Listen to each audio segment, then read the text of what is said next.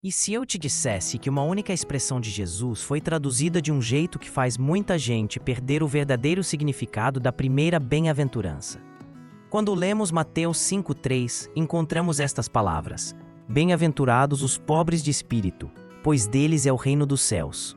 Mas existe um detalhe que muda completamente a forma de entender esse versículo, porque para nós, pobre costuma significar alguém sem recursos. Só que Jesus não pensava em português, ele era judeu, pensava em hebraico, e foi dentro dessa cultura que essa mensagem nasceu. Então vamos voltar ao significado original dessas palavras.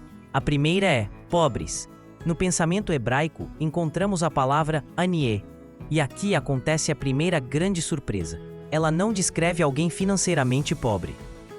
Ela descreve alguém humilde, alguém necessitado, alguém que reconhece que não consegue caminhar sozinho.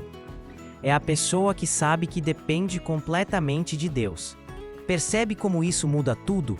Agora vem a segunda palavra, espírito. Em hebraico, encontramos ruar. Essa palavra significa espírito, mas também sopro, vento, aquilo que dá vida e move uma pessoa por dentro. Então Jesus não está falando de alguém emocionalmente abatido, nem de alguém espiritualmente fraco.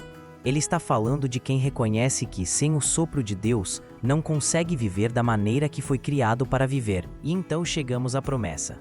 Reparem em um detalhe que quase ninguém percebe. Jesus não diz, deles será o reino dos céus. Ele diz, deles é o reino dos céus, no tempo presente. Isso significa que essa realidade não começa depois da morte ou após a sua vinda. Ela começa agora. Mas o que significa exatamente esse reino?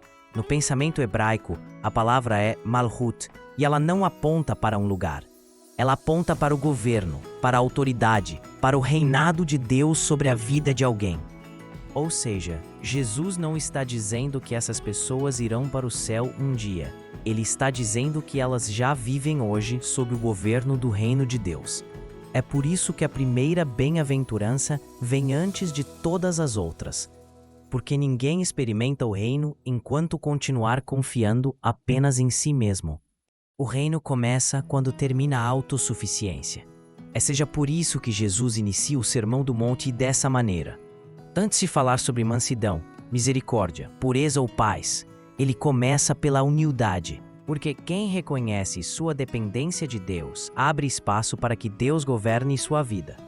Então Mateus 5,3 pode ser entendido assim: felizes são aqueles que reconhecem sua total dependência de Deus, porque já vivem debaixo do governo do Senhor. Agora me diga nos comentários, você já tinha percebido que o reino dos céus, nesse versículo, está no tempo presente? E se esse estudo aprofundou sua visão das Escrituras, compartilhe este vídeo e acompanhe os próximos estudos.